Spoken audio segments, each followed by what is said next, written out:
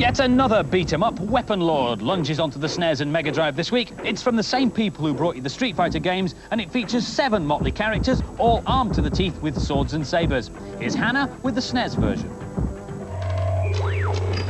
Because of the new characters and the special moves, I thought it was going to be a good game. But after a while, I realised that underneath all the detail, it was still the same old gameplay. Here I am playing Talasia on the right, against Iraq on the left. Each of the characters have their own weapons and special moves. That was Talasia's air tear. Some of the special moves are hard to pull off, even after reading the manual, but you won't get far without them. It's not the most impressive game I've played, and it's not up to the standard of Street Fighter Turbo, but it's still playable. I like the look of this game, but not the gameplay. It was basic bash the buttons. If you're a die-hard beat-em-up fan, you might like this, but it didn't appeal to me. And the scores for Weapon Lord, average 3s from both the boys and the girls.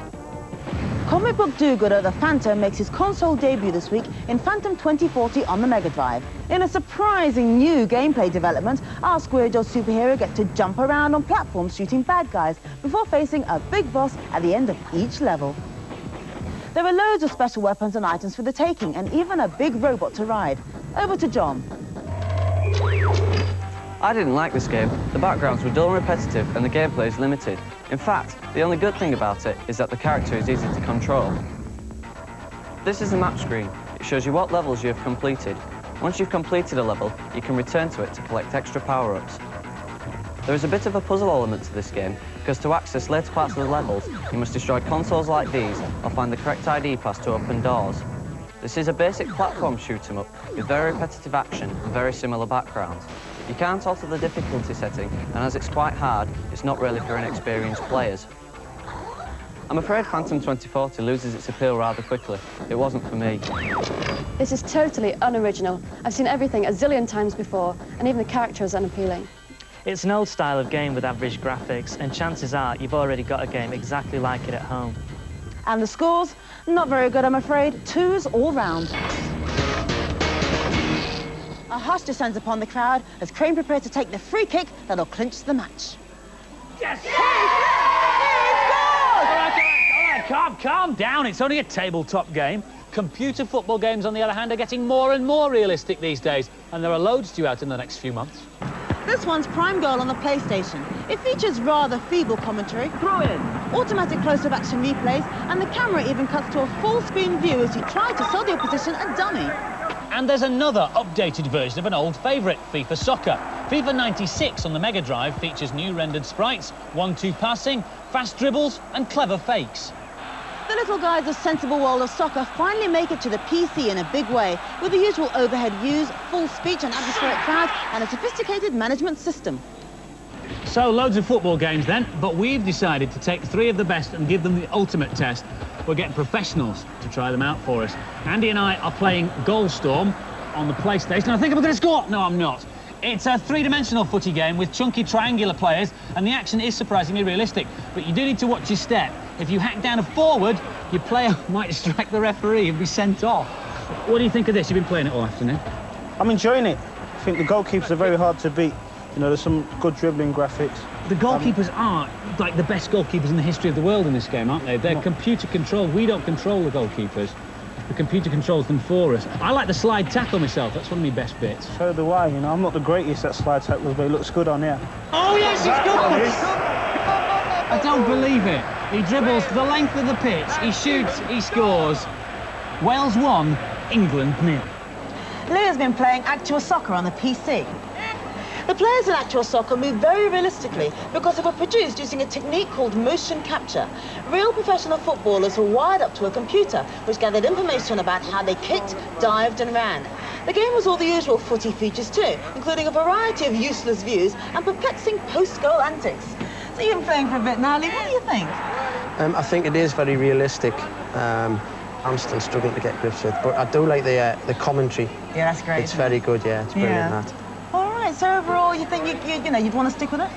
Yeah, if I give it a couple of months, I might be all right. And this one is Striker 96 on the PlayStation. He's in the book. It features match commentary by Andy Gray. It has super fast action. The players can pass with pinpoint accuracy, and there are scores of international teams to choose from. as well as a variety of multiplayer options. And you like this one, don't you? I do, yeah. I think this one's like more realistic to the Premier League, nice and fast. You can build up some nifty attacking moves. Passing's very good. I think I love the way they do the half volleys in this as well. So, Lee, you've now played all 3 games. Which one did you like the best? Well, I like Actua Soccer, but my personal favourite was Striker 96. I thought it was very fast and very realistic. And Andy, which is your favourite? My favourite is Striker 96. So, both the lads like Striker 96, and you'll be able to judge for yourself when the games are all released in a few weeks' time. If, however, your video games playing is more Accrington Stanley than Arsenal, what you need is Violet Berlin's cheat guide. A lot of the email that comes to the Bad Influence website are requests for cheats, and my reply is this. Look them up yourself, lazy bones. You see, if you're already on the internet, then the biggest cheats library in the world is right under your nose. Check out all the Net's games magazines. There are tons of them. This Australian one, Hyperactive, houses 4,150 cheats. Here's one of theirs for the Saturn. On this screen, take your controller and roll the D-pad round in a clockwise direction. New words will appear. Rolling mode. Now, when you play the game, tap the D-pad twice on any diagonal and your dragon will roll.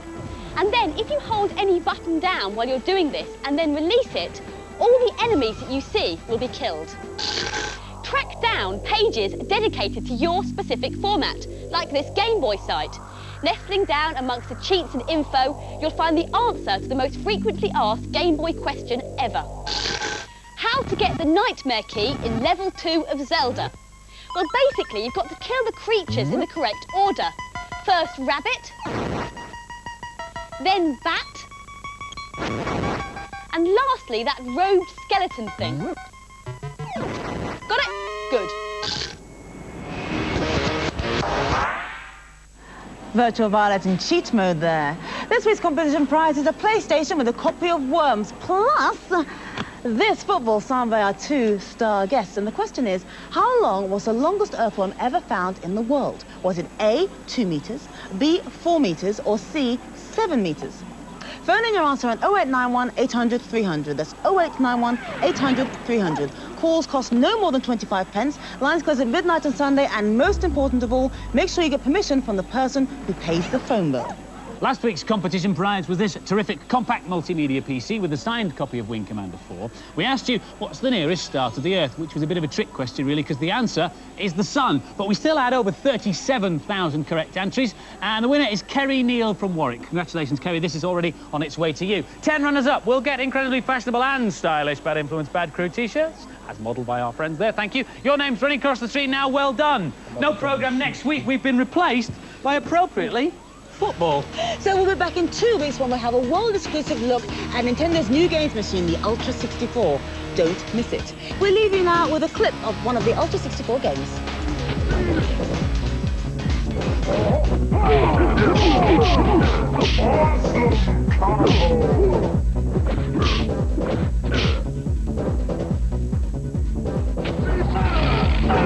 Show no mercy.